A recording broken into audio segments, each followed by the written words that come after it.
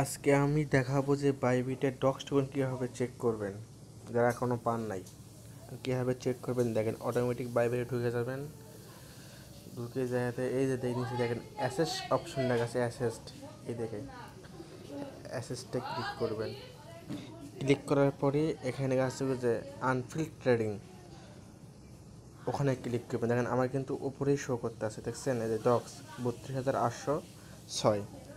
ওখানে না চেক করতে পারেন তাহলে দেখেন অলরেডি কিন্তু আমার এখানে এসে গেছে 32,806টা টোকেন। এখন যদি নাও পারেন এখানে সার্চ বাটন আছে, দেখেন ওই সার্চ বাটনে ক্লিক করবেন। ক্লিক করে সার্চ দেবেন ডক্স।